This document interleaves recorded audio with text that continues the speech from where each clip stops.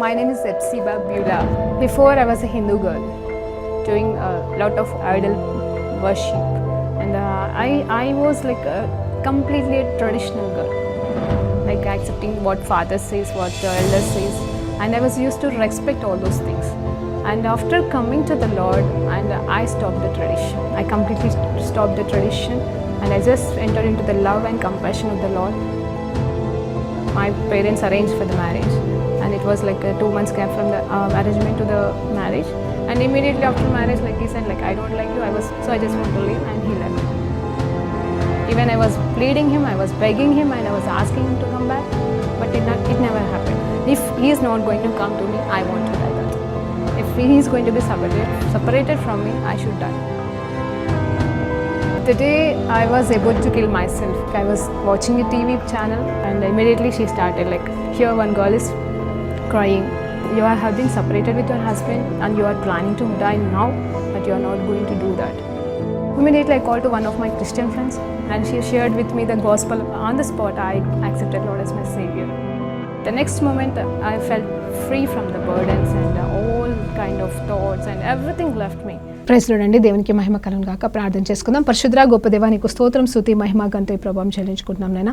ఈ సమయంలో ఉన్న పాటను మీ పాసనదికి వచ్చేటకు మీరు మాకు ఇచ్చిన గొప్ప ధన్యతకి వందనాలు.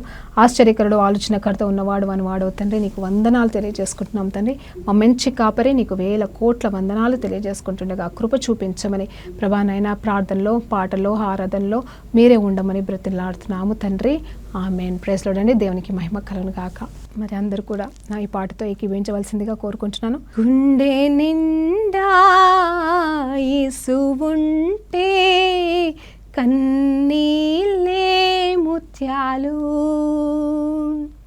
గుండె గుడిలో యేసు ఉంటే దుఃఖమైన సంతోషం, గుండె నిండా యేసు ఉంటే కన్నీళ్ళైన ముత్యాలు, గుండె గుడిలో యేసు ఉంటే దుఃఖమైన సంతోషం. నా గుండె నిండా నువ్వే యేసు, గుండె నిండా నువ్వే, నా గుండె నిండా నువ్వే, నా గుండె నిండా నువ్వే, గుండె నిండా యేసు ఉంటే కన్నీళ్ళే ముత్యాలు, గుండె గుడిలో యేసు ఉంటే దుఃఖమైన సంతోషం. లోక స్నేహం వెలివేసినా నువ్వే నా నేస్తం, లోక స్నేహం వెలివేసినా నువ్వే నా నేస్తం. నా హృదయం చెప్పేదొక్కటే, గుండె నిండా నువ్వే రిలమశరబ. నా హృదయం చెప్పేదొక్కటే, గుండె నిండా నువ్వే, గుండె నిండా నువ్వే యేసు, గుండె నిండా నువ్వే, నా గుండె నిండా నువ్వే, నా యేసు గుండె నిండా నువ్వే, గుండె నిండా యేసు ఉంటే కన్నీళ్ళే ముత్యాలు, గుండె గుడిలో యేసు ఉంటే దుఃఖమైన సంతోషం. ఊపిరంతా శాపమైనా నువ్వే నా చెలిమి, ఊపిరంతా శాపమైనా నువ్వే నా చెలిమి,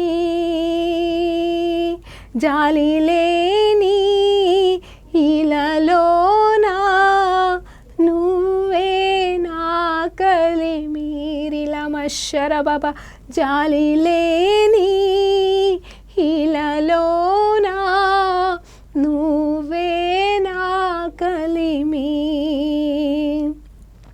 గుండె నిండా నువ్వే యేసు, గుండె నిండా నువ్వే, గుండె నిండా నువ్వే యేసు, గుండె నిండా నువ్వే, గుండె నిండా యేసు ఉంటే కన్నీలే ముత్యాలు, గుండె ఊడిలో యేసు ఉంటే దుఃఖమైన సంతోషం, చిరకాలం నీ ఒడిలోనే ఉండాలని ఆశ, చిరకాలం నీ ఒడిలోనే ఉండాలని ఆశ, చెమ్మగిల్లే కళ్ళలోనే చేస్తున్నా స్తోత్రం, చెమ్మగిల్లే కళ్ళతోనే చేస్తున్నా స్తోత్రం. చెప్దామండి మళ్ళొకసారి, చిరకాలం నీ ఒడిలో ఉండాలనే ఆశ,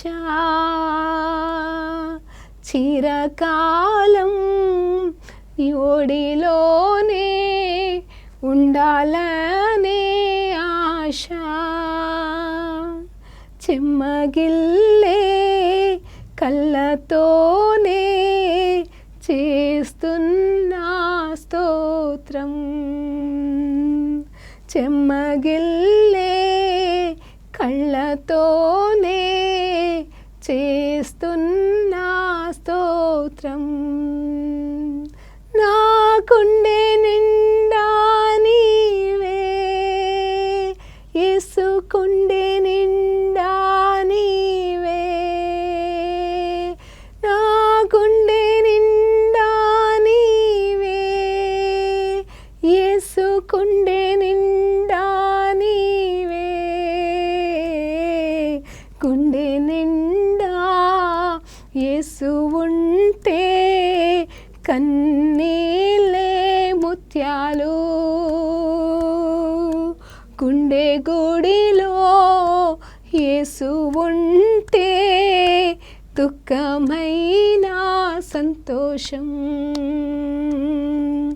గుండె నిండా యేసు ఉంటే కన్నీలే ముత్యాలు, రిలమశ్వర బాబా, గుండె గుడిలో యేసు ఉంటే దుఃఖమైన సంతోషం, గుండె నిండా యేసు, నా గుండె నిండా యేసు, గుండె నిండా యేసు ఉంటే కన్నీలే ముత్యాలు, రిలమశ్వర ఆరాధన చేసుకుందామండి. ఆయన చేసిన మేళ్ళకి, ఆయన చూపిన కృపలకై ఆయన మన గుండె గుడిలో దాక్కుని ఉంటే మనకి ఇంకేం కావాలండి. ఆయన మన గుండె నిండా ఉంటుండగా రీబా శరబా, అయ్యా నీకు స్తోత్రం, రీఖబా సరనమా శిఖందరబా. థ్యాంక్ యూ జీసస్, గొప్ప దేవానికి స్తోత్రమయ్యా, మహోన్నతుడా మహాగణుడానికి స్తోత్రమయ్యా. ఓ రీ బాబా సఖ రోఖోషరమా సఖందరబా. అయ్యా నీకు వందనాలు, నీకు మహిమ, నీకు ఘనత, నీకు ప్రభావం చెల్లిస్తుండగా కృప కలుగునుగా కన్నా నా తండ్రి, నీ కృపతో మమ్మల్ని ఆవరించండి అయ్యా. అయ్యా, నీ కృపతో మమ్మల్ని ఆలింగము చేసుకోండి అయ్యా, నీ కృపతో మమ్మల్ని భద్రపరచండి అయ్యా, నీ కృప మాకు చాలు నాన్న. ఓ రాజా నీకు స్తోత్రం. రీఖాబా శిఖరానా కాసిక తురీ ఖరమా శిఖందరబా. అయ్యా నీకు వందనాలు, నీకు వందనాలు, నీకు వందనాలు, నీకు మహిమ, నీకు ఘనత, నీకు ప్రభావం చెల్లిస్తున్నాము తండ్రి. అయ్యా నీకు స్తోత్రం. రీఖాబా సఖరో కొల్లబా ఇందిరి కిసికి తిరి కలమా శిఖందరబా. అయ్యా నీకు స్తోత్రం అయ్యా. రీఖాబా షరబా శఖదురి కలబా. ఓ రాజా నీకు స్తోత్రం. శాంతి శాంతి అని దేవుడు మాట్లాడుతున్నాడు. శాంతి అంట. ఓ రీఖాబా శిఖందోరేబా శిఖంద, నీకున్న సమస్య నుండి దేవుడు విడిపిస్తుండగా రీఖాబా శిఖందరబా శిఖందూరి హెల్లబా. ఓ రీబా శిఖతూరి హెల్లమా శిఖందరబా. Thank you Jesus. రీఖాబా చేతబడి శక్తులతోటి, మాంత్రిక శక్తులతోటి ఇబ్బంది పడుతున్న శాంతి ఇప్పుడే నీకు విడుదల ప్రకటిస్తున్నాను. రీఖాబా శిఖందరబా.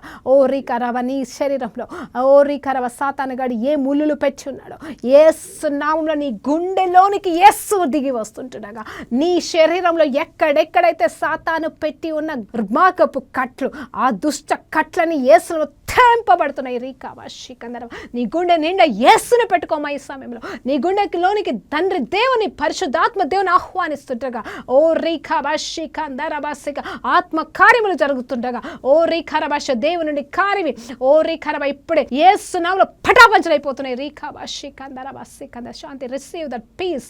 నీ జీవితంలో లేని సమాధానము, దేవుని సమాధానము, నీ పేరులో ఉన్న సమాధానము నీ జీవితంలో లేదు, కానీ ఈరోజు దేవుడు నేను సమాధానముతో నింపుతుండగా పొందుకోమ తల్లి. రీఖాబా శిఖందరబా.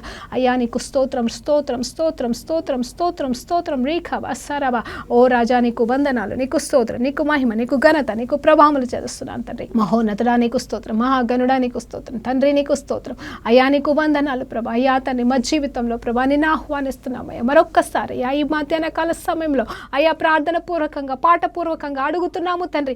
అయ్యా మా గుండె నిండా నువ్వు ఉంటే చాలు ప్రభా. అయ్యా మా గుండెలో దాక్కోమని అడుగుతున్నామయ్యా. అయ్యా మా హృదయాల్లోకి మిమ్మల్ని ఆహ్వానిస్తున్నామయ్యా. మా హృదయంలో ప్రభా నాయనా తండ్రి నువ్వు తప్ప ఇంకేమీ ఉండకూడదు ప్రభా. అయ్యా తండ్రి కృప చూపించండి అయ్యా. మిమ్మల్ని ఆహ్వానిస్తున్నాము తండ్రి. అయ్యా మిమ్మల్ని త్రోసివేసామేమో క్షమించండి అయ్యా. అయ్యా ఈరోజు ప్రభా ప్రతి బిడ్డ జీవితంలో ప్రభా నాయన నువ్వు ఒక ఆదరణకర్తగా, తండ్రిగా, ప్రభువుగా, రక్షకుడిగా అయ్యా తండ్రి నువ్వు తప్ప ఇంకా ఏది మాకు అక్కర్లేదు ప్రభా. మా జీవితాలకు అధికారిగా నాయన తండ్రి ప్రభా అధిపతిగా మీరుండి మీరే సమస్త మహిమ ఘనత ప్రభావాలు పొందుకోమని అయ్యా వింటున్న ప్రతి బిడ్డని, చూస్తున్న ప్రతి బిడ్డ జీవితంలో ప్రభా అయ్యా తండ్రి నువ్వే అధిపతిగా ఉండమని అడుగుతున్నానయ్యా. అయ్యా నువ్వు వారి జీవితాన్ని ఏలమని అడుగుతున్నాను తండ్రి. అయ్యా వారికి వ్యతిరేకంగా రూపించబడుతున్న ప్రతి ఆయుధము చేయలాగా అయ్యా తండ్రి వారి జీవితాల్లో ప్రభానైనా తండ్రి మీరు ప్రభానైనా ఆ అధికారాన్ని తీసుకోమని అడుగుతున్నానయ్యా. మీ అధికారానికి ప్రతి బిడ్డని సమర్పిస్తున్నానయ్యా. అయ్యా తండ్రి రీఖాబా శిఖందరబా. లార్డ్ ప్రభా నీకు వందనాలు, నీకు మహిమ, నీకు ఘనత, నీకు ప్రభావం చెల్లిస్తుండగా కృప చూపించమని మరొకసారి ఈ ప్రార్థన స్తుతి ఆరాధన సమర్పిస్తున్నాము తండ్రి.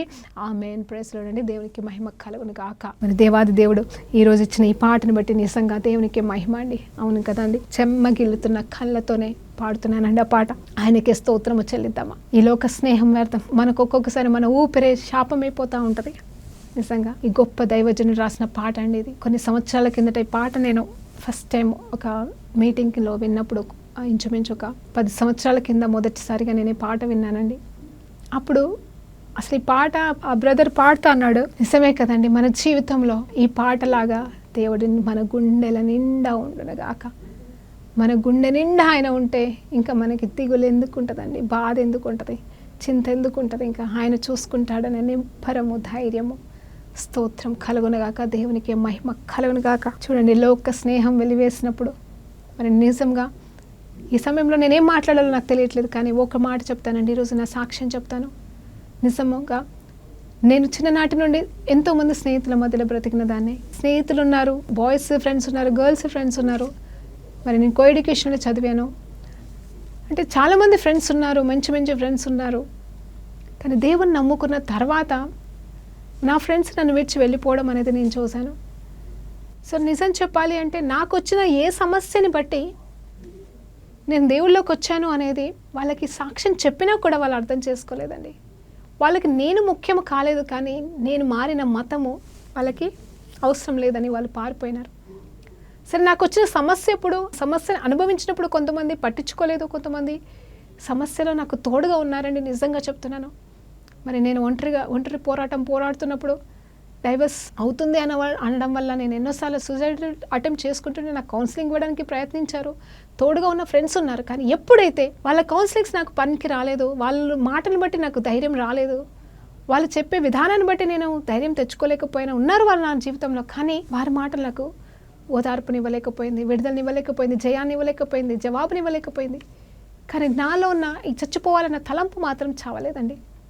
కానీ ఏ రోజైతే దేవాది దేవుడే నా జీవితంలోకి, నా గుండెల్లోనికి, నాకు తెలియని దేవుడు వచ్చి నాలోనికి వచ్చేసి ఉన్నాడు, నాకు తెలియకుండానే వచ్చేసాడు. నేను పిలిచి ప్రభా నా గుండెల్లోకి రా, నా హృదయంలోకి రా అని నేను ఆహ్వానించలేదండి. దేవుని గురించి సత్యము, రక్షణ సువార్త గురించిన సత్యం విని నేను ఆయన నా హృదయంలోకి ఆహ్వానించలేదు, కానీ ఆయన తూచుకొని నా గుండెల్లోకి, నా జీవితంలోకి అడుగు పెట్టేశాడు. ఆ రోజు నా జీవితం మారిపోయిందంటే నాలో ఒక స్నేహితులు నమ్మలేదు, నాకు చనిపోవాలని ఆలోచన చచ్చిపోయింది అన్నా కూడా వాళ్ళు అర్థం చేసుకోలేకపోయారు. ఈ లోకం నిజమండి, నాకు వచ్చే సమస్యని బట్టి నేను చచ్చిపోవాలనుకున్న మాట నిజమే, కానీ దేవుడు నా జీవితంలోకి వచ్చిన తర్వాత, నిజదేవుడు నా జీవితంలోకి వచ్చిన తర్వాత వాళ్ళు వెళ్ళిపోతుంటే దేవుడు వచ్చిన ఆనందం కంటే ఎక్కువగా అయ్యో అదేంటి వీళ్ళు సత్యాన్ని గ్రహించలేకపోతున్నారే, నేను బ్రతుకుండడానికి కారణమైన నా దేవుణ్ణి వాళ్ళు నమ్మలేకపోతున్నారే అన్న బాధ నన్ను ఎక్కువగా వెంటాడిందండి. సో నేను వాళ్ళని మార్చడానికి ప్రయాసపడ్డాను, ప్రయత్నించాను, చెప్పడానికి చూశాను, కానీ ఓడిపోయానండి, గెలవలేకపోయాను. భయం వేసేది, మంచి చెప్పాలని చూసేదాన్ని, స్వార్థ చెప్పడానికి ప్రయత్నించేదాన్ని. నిజమే, లోక స్నేహం దేవుడికి అసహ్యం అనే మాట నేను తెలుసుకున్న తర్వాత, ఆ తర్వాత వాళ్ళని దేవుడికి అప్పచెప్పేశాను. వారి గురించి ప్రార్థన చేస్తాను ఈ రోజు వరకు కూడా, అది వారికి తెలియకపోవచ్చు. నేనే స్థితిలో ఉన్నానో ఇన్ని సంవత్సరాలు అవుతుంది, 16-17 సంవత్సరాలు అయిపోతుంది. ఎవరెక్కడున్నారో నాకు తెలీదు, ఎవరు ఏ దేశంలో ఉన్నారో నాకు తెలీదు, కానీ నేనంటూ ఒకదాన్ని ఉన్నాను, వాళ్ళంటూ ఉన్నారని నాకు తెలుసు. ఈ రోజు కాకపోతే రేపు ఖచ్చితంగా నేను నమ్ముకున్న దేవుడు నిజమైన దేవుడు అని వారు కూడా నమ్ముతారని నేను ఆశపడుతున్నాను. ఇది నేను ఎందుకు చెప్తున్నాను అంటే, ఈ లోక స్నేహం కంటే మించినది, మనుషుల స్నేహం కంటే మించినది, తల్లిదండ్రుల స్నేహం కంటే మించినది, ఈ లోకం ఇవ్వలేనిది దేవుడిచ్చేది ప్రేమ. ఈ మనుషులంతా కూడా, నేను వ్యర్థం అని అనట్లేదు, మనం మనుషులను అసహించుకోవడానికి లేదు, మనుషులని కాదని త్రోసివేయడానికి లేదండి. వాళ్ళు త్రోసివేశారని మనం త్రోసివేస్తే, మనుషులంతా ఇంతే అని చెప్పేసి మనం వాళ్ళని దూరం పెడితే వాళ్ళకి మనకి తేడా ఉంటుంది కదండి. దేవుడు ఏమంటున్నాడు, అందరినీ ప్రేమించండి, అందరినీ క్షమించండి. మరి నిజమే కదండి, సిలువ పైన పలికిన మాటలలో 7 మాటల్లో శ్రేష్టమైన మాట, మొదటి మాట, వీరేమి చేస్తున్నారో వారికి తెలియదు. దేవుని చిత్తం అయితే దాన్ని క్లుప్తంగా మనం ధ్యానించినప్పుడు ఇంకా గొప్ప సత్యాలు మనం నేర్చుకుందామండి. కానీ నేను చెప్పేది ఏంటంటే, అలా నిన్ను దేవుణ్ణి బట్టి విడిచిపెట్టారా ఎవరైనా? నువ్వు దేవుని నమ్ముకున్నావు అని ఎవరైనా నిన్ను విడిచిపెట్టారా? పర్వాలేదు, వాళ్ళు నిజంగా నీ వైపు తిరగాలనే దేవుని ప్రణాళిక అయితే, వాళ్ళు తెలుసుకొని నీ దగ్గరికి రావాలనేది దేవుని చిత్తం అయితే, వాళ్ళు నీ జీవితంలో ఉండాలనేది దేవుని చిత్తం అయితే, ఖచ్చితంగా దేవుడు వాళ్ళని తీసుకొస్తాడండి. అది ఏ బంధమైనా, నిన్ను విడిచిపెట్టి వెళ్ళిన నీ భర్తే కావచ్చు, నిన్ను విడిచిపెట్టి వెళ్ళిన నీ భార్యనే కావచ్చు, నీ పిల్లలే కావచ్చు, నీ రక్త సంబంధికులే కావచ్చు, నీ స్నేహితులే కావచ్చు, నీ ప్రాణ స్నేహితులే కావచ్చు, ఎవరైనా సరే దేవుడు వారిని నీ జీవితంలో ఉంచాలనేది. వాళ్ళు ఉంటారండి, ఎక్కడున్నా క్షేమంగా ఉంటారు, నీ ప్రార్థనలు బట్టి కూడా ఉంటారు, వాళ్ళు క్షేమంగా ఉంటారు. ఎందుకంటే దేవుడు అందరినీ ప్రేమిస్తున్నాడు, అందరి కోసం వెళ్ళి చెల్లించున్నాడండి. ఎవరిని ఏ రకంగా రక్షించుకోవాలని రక్షించుకుంటాడు. నువ్వు సువార్త వారికి అందించలేకపోయినా దేవుడు తగిన సమయంలో వారిని కనపరుస్తాడు, రక్షించుకుంటాడు. అది మనం చూస్తాం తప్పకుండా. నేను నమ్ముతున్నాను, మీరు కూడా నమ్మండి. మరి ఈరోజు ఎవరి కోసమో ఈ మాట నాకు తెలియదు, కానీ అందరూ నిన్ను విడిచిపెట్టారని నువ్వు బాధపడుతున్నావా? నీకు ఇంకా యేసుప్రభు తెలీదా? యేసుప్రభుని నమ్ముకో, యేసుప్రభు వైపు తిరుగు. యేసుప్రభువే నా మిత్రులను దూరం చేశాడని నువ్వు బాధపడుతున్నావా? దేవునికే దూరం అవ్వాలని చూస్తున్నావా? దేవుని నమ్ముకుంటే నాకేమొచ్చింది అనుకుంటున్నావా? వాళ్ళని నమ్ముకుంటే రానిది ఖచ్చితంగా దేవుని నమ్ముకుంటేనే నీకు వస్తుంది. మనుషులు విడిచిపెడతానండి. మన జీవితం ఎలాంటిది తెలుసా అండి, ఒక ట్రైన్ ఎక్కుతాము, అందులో ఎన్నో కంపార్ట్మెంట్స్ ఉంటాయి, మన బర్త్ మనకు ఉంటుంది, మన సీట్ మనకు ఉంటుంది, కానీ మన గమ్యస్థానానికి మనం వెళ్ళే అంత లోపల ఎన్నో స్టేషన్స్, ఎన్నో స్టాప్స్, ఎంతోమంది ఎక్కాలి దిగాలి. మనది చివరి స్టాప్ అనుకో, మనం చివరి దాకా పోతాము, వాళ్ళు ఎక్కుతున్నారు వాళ్ళు దిగుతున్నారు అని మనం చూస్తూ కూర్చోలేము కదండి. ఎంత మంచిగా మాట్లాడినా ఫ్రెండ్స్ వాళ్ళు ఒకవేళ ఎక్కువసేపు మనతో ప్రయాణం చేస్తే మనం ఎక్కువసేపు మాట్లాడతామేమో, ఫ్రెండ్స్ అవుతామేమో, నెంబర్లు ఎక్స్చేంజ్ చేసుకుంటామేమో, అంతవరకే. తర్వాత పలకరించుకుంటామేమో, కలుస్తామేమో. ఇంకా ఒకవేళ దేవుని చిత్తం అయితే ప్రణాళిక ఇంకా కొనసాగించబడుతుంది. అదా మామూలుగా ఎలాంటి ఫ్రెండ్స్ అయినా, ఎలాంటి వారైనా సరే, అది దేవుని చిత్తంలో అయితే. లేదంటే పలకరించి బాయ్ చెప్తాం, మళ్ళీ ఎప్పుడు కలవం, వాళ్ళ గురించి మర్చిపోతాము. అలా అని వాళ్ళు దిగిపోయారు అని చెప్పేసి మనం వాళ్ళతో దిగిపోమండి. కానీ మనం ముందుకు సాగాల్సిందే మన జీవితంలో. మన గమ్యస్థానం, మనం ఎక్కడి వరకు టికెట్ కొన్నామో ఆ టికెట్, ఆ లొకేషన్ వచ్చేంత వరకు మన టికెట్ మనకి పని చేస్తుంది, మనం పోవాల్సిందే. అలాగే దేవుని రాజ్యంలో మనం చేర్చబడిన తర్వాత అంటే ఈ లోకంలో దేవుని మనం నమ్ముకున్న తర్వాత మన జీవితంలో ఎవరు ఎక్కుతున్నారా, అంటే మన జీవితంలోకి ఎవరు వస్తున్నారా, ఎవరు వెళ్ళిపోతున్నారా. ట్రైన్ అనే మన జీవితం అండి. ట్రైన్ ఇప్పుడు మన జీవితంతో పోలిస్తే ఎవరు మన జీవితంలోకి వచ్చినా, అంటే ఆ ట్రైన్లోకి వచ్చినా, ఎవరు దిగి వెళ్ళిపోయినా మనం మాత్రం మన కోసం దేవుడు ఏర్పాటు చేసిన గమ్యస్థానాన్ని వరకు మనం పరిగెత్తాల్సిన వారంగా మనం ఉన్నాము. పౌలు భక్తుడు చెప్పినట్టుగా వెనుకున్న వాటిని మర్చిపోయి మనం ముందుకు సాగిపోవాల్సిందండి. వెనుకున్నవి అంటే ఏంటి తెలుసా అండి? హల్లెలూయా. నేను బలపరిచే మాట మాట్లాడుతున్నాను ఈరోజు. నిజంగా మన గుండెల నిండా ఆయన ఉంటే ఇంకా మనకేం అవసరం లేదండి. హల్లెలూయా. దేవునికి మహిమ కలుగును గాక. ఆయన ఉంటాడు మనకి, మన ప్రయాణం అంతట్లో ఆయన మనకి తోడు ఉంటాడు. మనల్ని గమ్యస్థానం వరకు చేర్పించడానికి ఆయన సంసిద్ధంగా ఉన్నాడు. మన కోసం ఆయన ఏర్పాటు చేసిన ప్రణాళికని సంసిద్ధం చేయడానికి, నెరవేర్చడానికి ఆయన సంసిద్ధంగా ఉన్నాడు. ఎవరున్ననో లేకపోయినను, ఒంటరి వారమైనా సరే, మనకి తోడుగా ఎవరినైనా ఇచ్చినా సరే, ఇవ్వకపోయినా సరే, మన గమ్యస్థానానికి మనం వెళ్ళవలసిందే. నిజం చెప్తున్నానండి. పిల్లల్ని కంటారు, పిల్లల్ని కన్న తర్వాత వాళ్ళని పెంచుతాము. ఒక సమయం వస్తుంది, చదువులను బట్టి దూరం అయిపోతారా, జాబులను బట్టి దూరంగా వెళ్ళిపోతారా, కుటుంబాలని బట్టి, కెరియర్ని బట్టి దూరం అయిపోతూ ఉంటాం. ఫిజికల్గా అంటే డిస్టెన్స్, వేరే ఊర్లలో, వేరే దేశాలలో వెళ్ళిపోతూ ఉంటాం. అంటే అఫ్కోర్స్ బంధం ఉంటుంది, కానీ దూరంగా ఉంటాం, కలిసి ఉండం. ఎవరి ప్రయాణం వాళ్ళు చేయాల్సిందే. ఒకరి కోసం ఒకరు ఆగరండి. పిల్లలు ఆగరు, తల్లిదండ్రులు కూడా అంతే పిల్లల్ని విడిచిపెడతారు. అంటే ఇప్పుడు పిల్లల్ని అలాగ పెళ్లి చేసి పంపించాల్సి వస్తుంది. పోనీ భార్య భర్తలైనా కలిసి ఉంటారు అంటే ఈ రోజులలో ఏ భార్య భర్తలు ఎప్పుడు విడిపోతున్నారో అర్థం కావట్లేదు. ఎంతకాలం కలిసి ఉంటున్నారో తెలియట్లేదు. జాబ్ పరంగా దూరంగా ఉండడం ఒక ఎత్తు అయితే, సరే మంచిగా ఉన్నారు, కరెక్ట్గా ఉన్నారు, పర్ఫెక్ట్గా ఉన్నారు, మంచి కపుల్, చాలా శ్రేష్టమైన జంట అని సంతోషిద్దామంటే ఎవరెప్పుడు చనిపోతారో కూడా తెలియదు కదండి. చనిపోయిన వారితో ఇంకొకరు చనిపోలేరు కదా, జ్ఞాపకాలతో బ్రతకాల్సిందే. సో అంటే నేనేమంటున్నానంటే అది ఎవరైనా సరే, ఏ బంధమైనా సరే, ఫ్రెండ్స్ అంటారా మనకు తెలిసిందే. ఇంకా అది క్రైస్తవుల ఫ్రెండ్స్ అయినా, బయట ఫ్రెండ్స్ అయినా, ఎవరైనా సరే, ఎవరు శాశ్వతంగా ఉండలేకపోతున్నారు. ఏదో ఒక కారణం వల్ల విడిపోతున్నాము, సమస్యల వల్ల విడిపోతున్నాం, గొడవల వల్ల విడిపోతున్నాం, మనస్పర్ధల వచ్చి విడిపోతున్నాం, లేదా దూర ప్రాంతాలకు వెళ్లాల్సిన పరిస్థితి వచ్చి విడిపోతున్నారు. కానీ ఎవరి ప్రయాణము వారు చేయాల్సిందే, ఎవరి ముగింపు వారు ముగించాల్సిందే. దేవుడు ఏర్పాటు చేసిన ఉద్దేశం ప్రకారంగా మనం ముందుకు సాగాల్సిందే. ఒకటి మాత్రం నిజమండి, మనము దేవుని చేత పట్టబడిన వారం, దేవుని చేత పిలువబడిన వారం, దేవుని చేత ఏర్పాటు చేయబడిన వారం, ఆయన బిడ్డలుగా, ఆయన సాక్షులుగా బ్రతుకుతున్నాము. సో మనము నిజం చెప్పాలంటే ధన్యులం అండి. ఎవరున్నా లేకపోయినా మనం ధన్యులం. ఈ లోకంలో మనల్ని ఒంటరి వారం కానే కాదు, మనము గతంలో ధ్యానించినట్టుగా యేసు ప్రభు వారు తండ్రి, కుమార, పరిశుద్ధుడు ముగ్గురు కూడా మనతో ఉన్నారు. మనం నలుగురుగా ఉన్నాం, మనం ఒక్కరం కాదు, నలుగురం. దేవుడు అంటాడు కదా, మీలో ఒకరు 1000 మందిని తరిమితే ఇద్దరు 10,000 మందిని తరుముతారంట. మరి ఇక్కడ చూస్తే ఒకరు కాదండి, నలుగురం ఉన్నాము. నేనంటే ఇప్పుడు నాతో పాటుగా ఇంకా ముగ్గురు ఉన్నారండి. మీరు చూసినా చూడకపోయినా నాతో పాటు ముగ్గురు ఉన్నారు, నాలో ఇంకా ముగ్గురు ఉన్నారు. దేవునికి స్తోత్రం కలుగును గాక. ఓ రీ బాషారా మా సఖారా, నీలో ఇంకా ముగ్గురు ఉన్నారు, నీతో ఇంకా ముగ్గురు ఉన్నారు. నీ చుట్టుపక్కల మనుషుల గురించి నేను మాట్లాడట్లేదు. తండ్రి, కుమార, పరిశుద్ధాత్మ దేవుడు మీతో ముగ్గురు ఉన్నారు, మీలో ముగ్గురు ఉన్నారు. దేవునికి స్తోత్రం. మీరు మొత్తము నలుగురుగా ఉన్నారు. హల్లెలూయా. రిఖాబాషందరబ. ప్రయాణం చేద్దాము. మన ఊపిరి ఒక్కొక్కసారి చేదైపోతుంది, శాపం అయిపోతుంది. ఎందుకు బ్రతుకుతున్నాము, ఏమైపోతుందో తెలియక నిరుత్సాహపడుతున్నామేమో, కానీ ఏమీ కాదండి. మనకి ఆయన చూసుకుంటాడు. మన ఊపిరిలో ఊపిరిగా, మన శ్వాసలో శ్వాసగా, ఆయన ప్రాణంగా మనల్ని పెట్టుకున్నాడు, మనతో ఉన్నాడు, ఆయన మనతో ఏకమై ఉన్నాడు. కాబట్టి ఎవరు కూడా ఈ లోకంలో ఎవరు కూడా మనల్ని ఎడబాపలేరు. రోమిలో రాసిన పత్రిక 8వ అధ్యాయం వీలైతే ప్రతిరోజు చదవండి. చదవచ్చిన వారైతే, చదువురాని వారైతే ప్రతిరోజు దాన్ని వినండి. ఆయన ఏమంటాడు తెలుసా, ఈ లోకంలో ఏది కూడా నష్టమైనను, బాధైనను, మరణమైనను, ఏది కూడా చివరికి పాపమైనను, దేవుని దూతలైనను, ఎవ్వరు కూడా ఏది కూడా మనల్ని దేవుని ప్రేమ నుండి ఎడబాపలేదంట. సో మనల్ని దేవుడు విడిచిపెట్టలేడు, దేవుని ప్రేమ నుండి మనల్ని ఎడబాపలేడు. అలాగే దేవుని ప్రణాళిక నుండి కూడా మనం ఎడబాపకూడదు అని దేవుని పేరిట చెప్తున్నానండి. దేవునికి స్తోత్రం కలుగును గాక. ఆయన మనతో ఉన్నాడు. ఆయన మన కన్నీళ్ళని నాట్యంగా మార్చే దేవుడు. ఈరోజు ప్రవచనాత్మకంగా ఒక మాట చెప్పాలనుకుంటున్నానండి. ఏంటి అంటే, ఇదిగో మీ నాన్న మన జీవితంలో, మన జీవితాలలో దేవుడు మన ప్రతి కన్నీటి బట్టిన, అవునండి, కన్నీటిని ఆయన ఏం చేస్తాడంటే కవిల్లో పెట్టుకుంటాడంట. ఆయన ఎందుకు పెట్టుకుంటున్నాడు, మన కన్నీటిని అంతటి దాచి పెట్టుకుంటాడంట. హల్లెలూయా. దేవునికి మహిమ కలుగును గాక. దాచిపెట్టుకొని ఏం చేస్తాడు తెలుసండి, తగిన సమయం వచ్చినప్పుడు, అవసరం ఉన్నప్పుడు ఆయన ఆశీర్వాదపు జల్లులుగా మన జీవితంలో కుమ్మరిస్తాడు. హల్లెలూయా. దేవునికి మహిమ కలుగును గాక. ఎవరి కన్నీరు వారికే అండి. హల్లెలూయా. నీ ఏడుపు నాకు తగిలింది, నా ఏడుపు నీకు తగిలిందని మాటలు కాదండి. మన కన్నీరు మనం యథార్థంగా దేవుని నిమిత్తము దేవుని సన్నిధిలో బాధలను బట్టో కష్టాలను బట్టో వేదనలు బట్టో దేవుని ఎదుట కార్చబడిన కన్నీరంతా కూడా ఆయన బుడ్డిలో పెట్టుకొని పైన తీసుకెళ్ళిపోతున్నాడంట.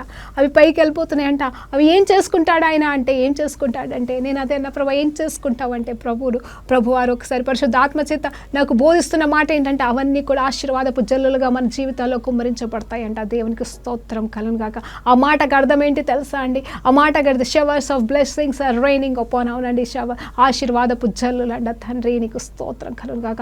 ఆ రీతిగా మన జీవితం అంతా కూడా మనం ఆశీర్వాదాలు పొందుకొని ఆయన ఆశీర్వాదపు జల్లులు మన జీవితం మీద కుమ్మరించబడుతుండగా మనము వాటితో తెప్పరిల్ల పాటు పొందుకొని ఇతరులకి ఆహ్లాదకరంగా, ఇతరులకి ఆశీర్వాదకరంగా మనము మార్చబడదాము గాక. అబ్రహాములాగా, అబ్రహాం ఎన్ని సంవత్సరాలు ఏడ్చి ఉంటాడండి. సారమ్మ ఎన్ని రోజులు, ఎన్ని సంవత్సరాలు ఏడ్చి ఉంటుందో బిడ్డల కోసం. ఇస్సాక్ ఎన్ని రోజులు ఏడ్చి ఉన్నాడండి. అవునండి, ఆ మాటకు వస్తే యాకోబు కూడా ఎన్ని రోజులు రహస్యంగా ఏడ్చి ఉన్నాడో. అయ్యో నా పరిస్థితి ఏంటి, నేను ఎక్కడికి వచ్చాను, ఎక్కడ దాక్కున్నాను, నా పరిస్థితి ఏంటని ఎన్ని రోజులు ఏడ్చి ఉన్నాడో. యోసేపు ఎన్ని సంవత్సరాలు ఏడ్చి ఉన్నాడో. మరి దావీదు జీవితకాలం అంతా కన్నీరే అండి. కానీ దేవుని సన్నిధిలోనే ఆయన కన్నీరంతా ముత్యాలే అంట. హల్లెలూయా. ఆయన వేదన శోధన అంతా కూడా నాట్యంగానే మార్చుకున్నాడు. దేవుడు మార్చేశాడు. దేవునికి స్తోత్రం కలుగును గాక.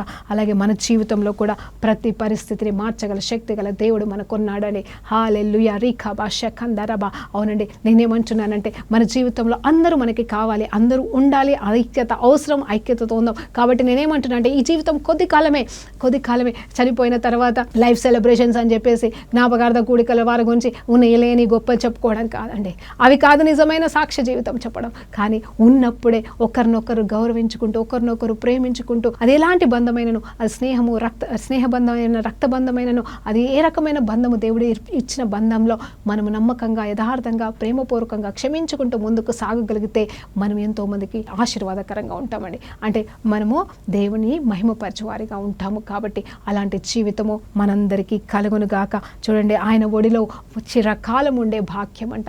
దేవునికి స్తోత్రం కలుగును గాక. అవునండి, ఆయన ఒడిలో ఉన్న చిన్న బిడ్డలాగా మనం ఎప్పుడు సమస్య వచ్చిన వెంటనే ఎక్కడికో పరిగెత్తిపోవడం కాదు, ఎవరు మనకు జవాబిస్తారని పరిగెత్తడం కాదు. కానీ దేవుని వైపే మనం చూసినప్పుడు దేవుడు సంపూర్ణమైన ఆశీర్వాదాలు ఇచ్చి మనల్ని దీవించును గాక. ఆయన మన కన్నీటిని ఈరోజు మరి ఆశీర్వాదపు జల్లులుగా పరలోకం నుండి తిరిగి కుమ్మరించబడుతుండగా మన జీవితాలు వెలిగించబడును గాక. మరి ప్రార్థనతో ముగించుకుందాం. పరిశుద్ధ గొప్ప దేవానికి స్తోత్రం నాయన. ఈ సమయంలో ఉన్న పాటను మీ పాసన్నిధికి వస్తుండగా మీరే సమస్త మహిమ ఘనత ప్రభావాలు పొందుకోమని, మా గుండెల నిండా మీరుండి ప్రభా, మా హృదయాంతరంగంలో మీరే దాక్కొని ప్రభా, మా జీవితంలో మీరు చేయాల్సిన కార్యములు మీరే జరిపించి, మీరే ప్రభా నాయన అధిపతిగా ఉండి మహిమ పొందుకోమని యేసుక్రీస్తు నామములో ప్రార్థన సమర్పిస్తున్నాము తండ్రి. ఆమేన్. ప్రైజ్ లార్డ్ అండి. దేవునికి మహిమ కలుగును గాక.